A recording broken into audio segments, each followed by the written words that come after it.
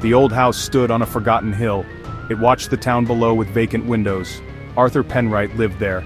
He was a man of quiet habits and unsettling eyes. People spoke of him in hushed tones. They said he collected strange things. They said he understood the darkness in men's hearts. He was a collector of secrets, a connoisseur of the macabre. His solitude was a carefully constructed fortress, guarding a mind that danced with shadows. Few dared to approach his gate. Fewer still were invited inside. The air around his property always seemed colder, heavier. Elias Thorne was young. He was adrift. He sought something, though he knew not what. Perhaps it was understanding. Perhaps it was purpose. He found himself drawn to Penwright's isolated dwelling, an unspoken curiosity, a moth to a flickering, dangerous flame. He felt a pull he couldn't explain, a morbid fascination that whispered promises of forbidden knowledge. Elias carried a hollowness within him, a void that Penwright seemed to recognize, even from a distance. He felt like an outsider everywhere else, but the old house felt strangely like a question he needed to answer, a puzzle he was destined to solve. Their first meeting was brief. Penwright's voice was soft. It was like dry leaves skittering across gravestones. He did not offer tea. He offered observations. He saw the hunger in Elias's eyes, not for food but for something more primal, something hidden.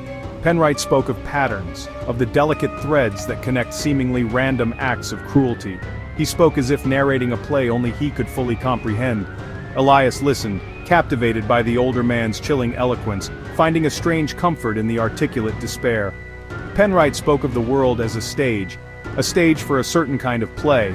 He hinted at a role for Elias, a role that required shedding old skins, a role that promised a terrible kind of clarity.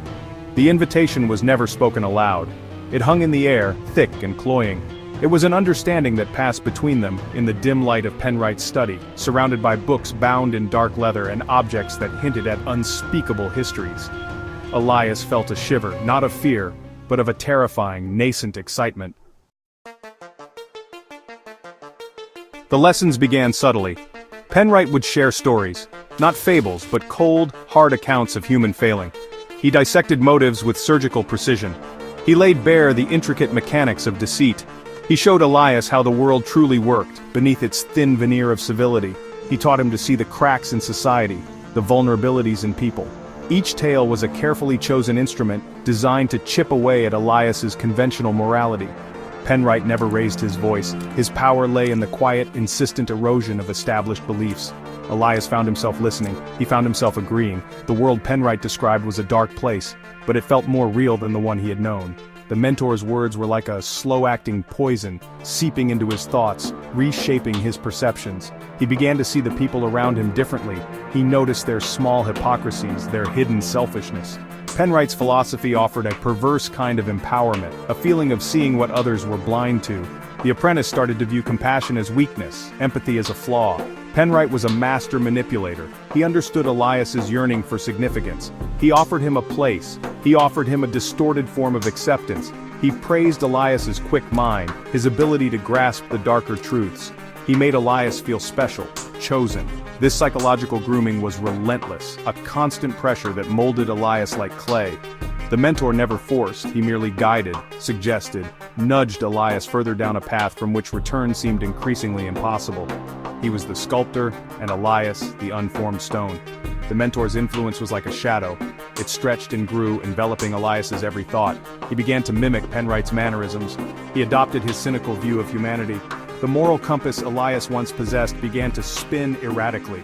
The lines between right and wrong blurred, then faded altogether. He started to anticipate Penwright's thoughts, to see the world through his mentor's cold, calculating eyes. The transformation was insidious, a quiet surrender to a compelling darkness, a journey into a shared, twisted reality. The first test was small, a seemingly insignificant act of cruelty. Penwright observed Elias closely. He watched for hesitation. He watched for remorse. Elias felt a tremor of his old self, a ghost of conscience. But Penwright's approving gaze was a powerful opiate. The act was committed. A line was crossed.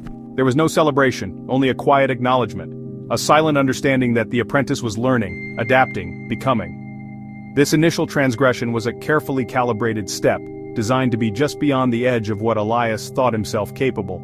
With each passing week, the lessons intensified. Penwright introduced Elias to more complex scenarios. He taught him the art of observation, the craft of patience. He showed him how to exploit weaknesses, how to turn fear into a tool. Elias became a keen student. The initial revulsion he felt was slowly replaced by a chilling detachment. He was learning to silence the protesting voice within. The mentor guided him through practical exercises, simulations of control and dominance, slowly desensitizing him to the implications of their shared philosophy. Elias found himself changing. The world around him transformed. Ordinary people became potential subjects, their lives reduced to patterns and vulnerabilities. The empathy he once felt curdled into a cold curiosity. He started to see the appeal in Penwright's worldview. It was a world of power, of control, of understanding the darkest parts of the human psyche. His dreams became troubled, filled with shadows and whispers, a testament to the internal war raging within him. Yet the allure of his mentor's approval, the sense of belonging to this exclusive dark understanding grew stronger. There was a turning point, a moment where the theoretical became terrifyingly real. Penwright presented Elias with a choice that would irrevocably bind him to the path. The moral dilemma was stark, the inner conflict a raging storm. Elias stood at a precipice. Behind him lay the remnants of his former life, a life that now seemed naive and distant. Before him lay the abyss, and Penwright, waiting with an almost paternal patience, the weight of the decision pressed down on him, a physical burden. The psychological battle reached its zenith. Elias wrestled with the vestiges of his conscience. He saw flashes of the person he used to be. He heard the faint echoes of moral teachings, but Penwright's voice was louder. It was more insistent. It promised a unique form of liberation, a freedom from the shackles of conventional morality. The mentor did not coerce. He simply presented the logic of their shared world, a logic that Elias found increasingly difficult to refute. The apprentice felt himself being pulled apart, the strain almost unbearable. Elias made his choice. The act itself was a blur, a cold, methodical execution of Penwright's teachings. There was no triumph, only a profound emptiness, a sense that something vital within him had been extinguished forever.